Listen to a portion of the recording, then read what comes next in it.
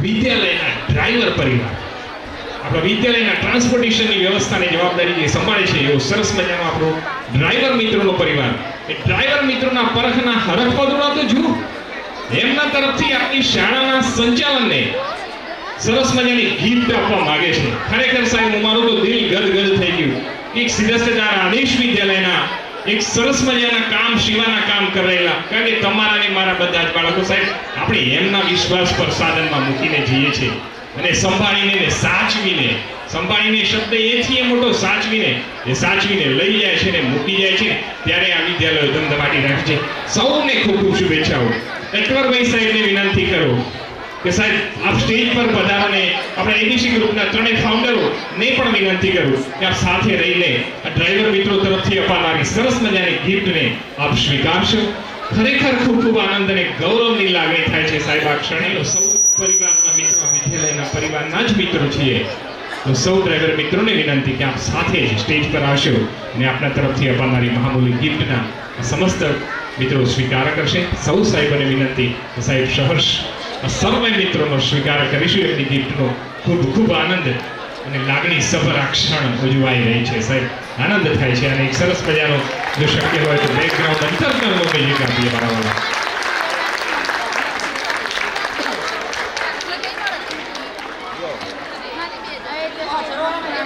આ પ્રસંગની દૈદીપ્યતા અને દિવ્યતામાં વધારો કરવા માટે આપે સાહેબ લાગણી રૂપી જે દીવો પ્રગટાયો ને વાલા, એ તમને આજે નહીં તો કાલે સાહેબ છેક અને કિનારે ને મહા કિનારે પહોંચાડે એવી માની હું અભ્યર્થના કરીશ.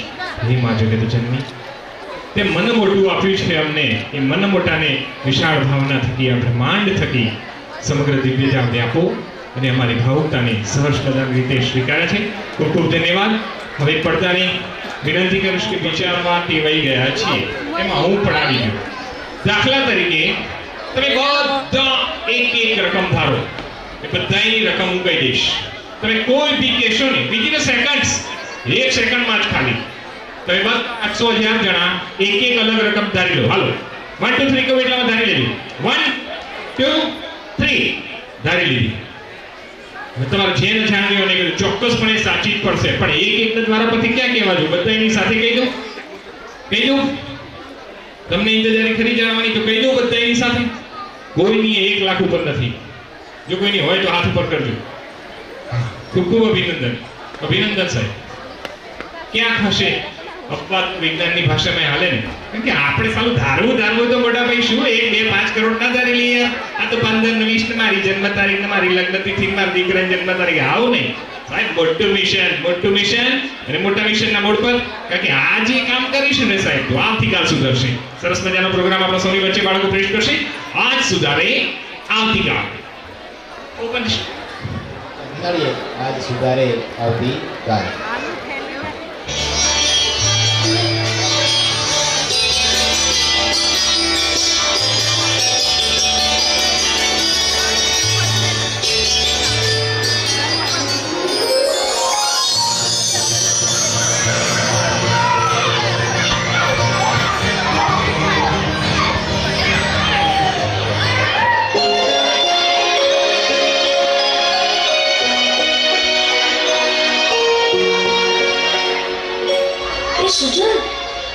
જો પેલો ચિંતન પણ અહીં આવે છે.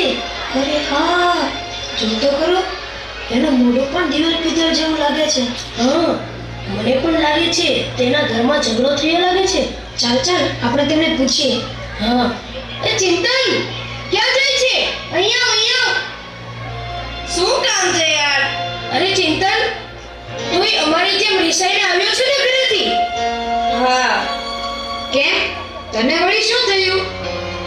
બીજું શું થાય? ઘરમાં રહેવું ગમતું જ નથી ને. જ્યારે હોય ત્યારે પપ્પા વાતમાં ઉતારી પાડે છે અને મમ્મી તો આખો દિવસ એમ જ કહ્યા કરે છે કે ગરમ ચીપીઓ ચંપાવી દઈશ. એક વેલણ પડી જશે એવી ધમકીઓ જ આપ્યા કરે છે.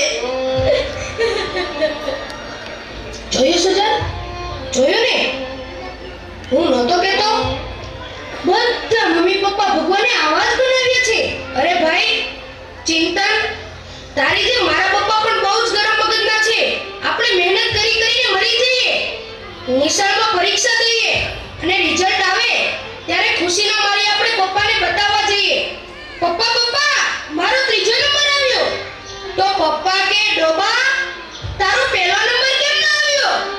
ગાય ભેંસની જેમ ઘાસ ખાય છે ભણતો કેમ નથી બરાબર શું કહું મને તો પપ્પા સાથે બોલવાનું જ નથી ગમતું જ્યારે હોય ત્યારે બસ લડતા જ હોય અરે પાર્થ તારા તો પપ્પા એવા છે પણ મારા તો મમ્મી પણ એવા છે બસ આખો દિવસ કામમાં ને કામમાં અને નવરી પડે એટલે બેનપણીઓને ફોન કરશે અને બહાર શોપિંગ કરવા જશે પણ હું કહું કે મમ્મી મારે નકશાપોથી લાવવી છે મને એમાં સમજ જ નથી પડતી મારી સાથે ચાલો ને તો તરત જ કહેશે કે ભણવા શા માટે જાવ છો ભણવાનું તારે છે કે મારે ડોબા હું નથી આવતી તારી સાથે લે આ 10 રૂપિયા લઈ આવ તારી સાથે ને પછી આપણે કંઈક લાવવામાં ભૂલ થઈ ગઈ અને પછી ટીચરની ફરિયાદ આવી અને તરત જ આપણને પપ્પા પાસે ધરી દેશે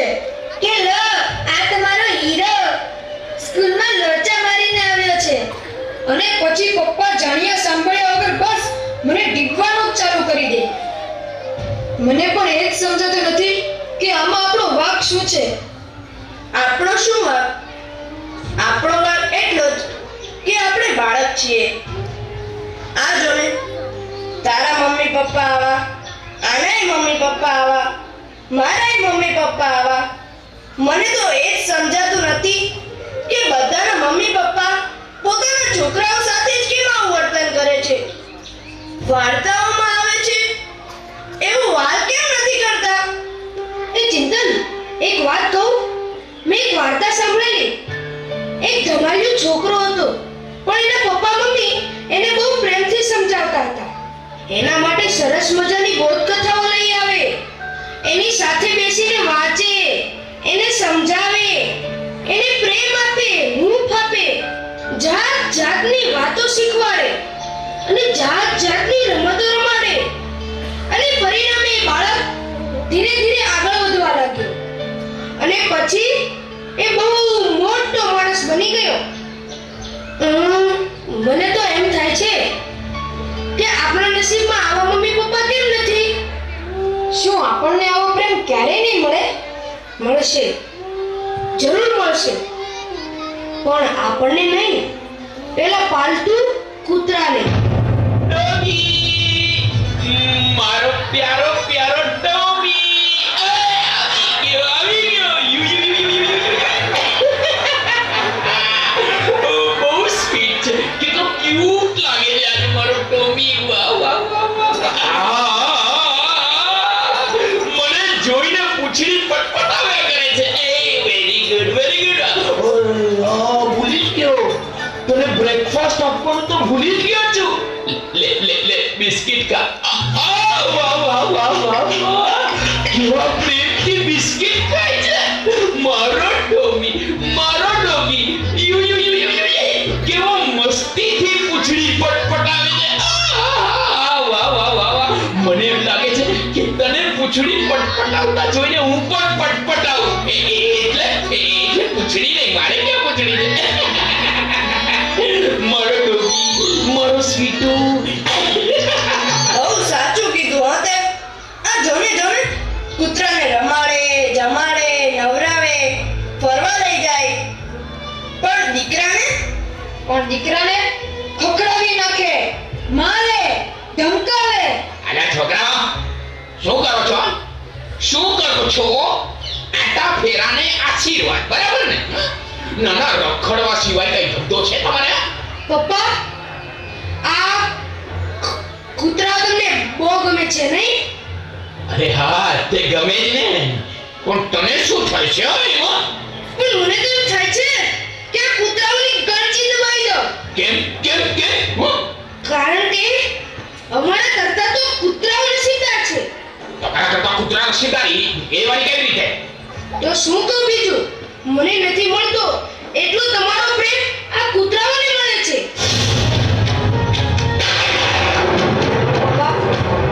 પપ્પા અમે તમારા બાળકો આ કૂતરાથી પણ ગયા અમે તમારા બાળકો આ કૂતરાથી પણ ગયા પપ્પા જવાબ આપો પપ્પા કેમ મને બોલતા નથી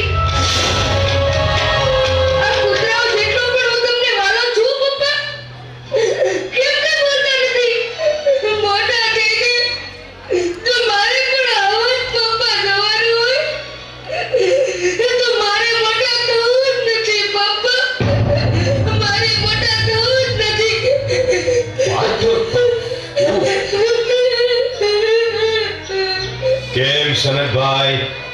હૈયામાં વાવાઝોડું કેમ ફૂંકાવા લાગ્યું? તમે કોણ?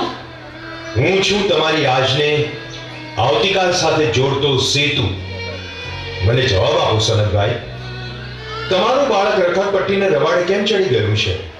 અને તમારા જ ઘરમાં રહેતા અબોલ પશુ પર ગુસ્સો કેમ ચડે છે? મને તો કાંઈ સમજાતું નથી. બાળકની સંવેદનશીલતાને જ્યાં ધક્કો પહોંચે છે ત્યાં તે જ ઘરમાં આવા જ પરિણામો જોવા મળે છે. શરદભાઈ, તમારા બાળક માટે તમે સમય નહીં કાઢો તો બીજું કોણ કાઢશે તે વિચાર કર્યો છે? બહુ વિચાર માંગી લે એવી વાત છે. હા, તો વળી વિચારો. વાત કૂતરાને ઘરમાંથી હાંકી કાઢવાની વાત કરે છે. શા માટે? બાળકને મન માતા પિતા જ એનું વિશ્વ છે, સર્વસ્વ છે. જ્યારે એનું પોતાનું સર્વસ્વ છીનવાઈ જતું લાગે ત્યારે એનું મન બગાવત પોકારે છે. આજે તમારા અને બાળક વચ્ચે જે નાની ગેપ પડી છે ને તે આગળ જતા ભારે ખમ ગેપ બની જશે. પછી એ માતા પિતાની એકે વાત નહીં માને, નહીં સમજે. એવું ક્યારે નહીં બની શકે? પણ આ જ એક વર્મું સત્ય છે કે જો બાળક માતા પિતાને ધિક્કારતો થઈ જશે તો કુમાર્ગે કુસંગના છંદે ચડી જશે. કુટુંબથી છૂટો પડીને એકલવાયો થઈને દુનિયાની અંધારી ગરકામાં ધકેલાઈ જશે. અને અજાણતામાં માતા પિતા સ્વયં એ પાપના ભાગીદાર બની જશે. બસ બંધ કરો તમારી વાત. તો પછી પ્રતિજ્ઞા લો કે અમે બાળકને સમય આપીશું, પ્રોત્સાહન આપીશું, એની ઉપેક્ષા નહીં કરીએ, પણ એના અસ્તિત્વને પળે પળે વધાવીશું. એના માટે તો હું આજથી જ પ્રતિજ્ઞાબદ્ધ થાઉં છું. તો તમારું ભવિષ્ય ઉજ્જવળ જ બનશે. કારણ કે તમારી યાદ સુધારે આવતીકાલ.